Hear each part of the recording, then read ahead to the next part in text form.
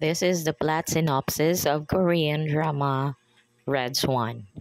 Oh Won-soo, a woman born into an impoverished family who turned her life around by becoming a world-class golfer, attracting the attention of many, including her future husband, heir to the Hawaiian group Kim Young-gu.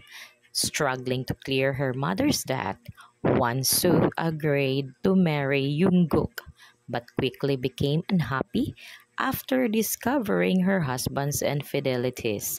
For over 10 years, she has stayed with her husband, determined to make it work.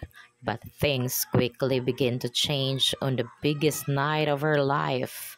Shortly arriving in Manila, for her debut appearance as a goodwill ambassador, Won-soo is caught in the middle of a hail of gunfire, narrowly escaping. Thanks to the heroic actions of the company bodyguard Soo Do-yeon.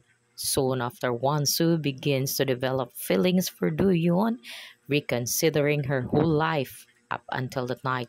But thus little she know Do-yeon's real motivation for working for the Hawaiian group.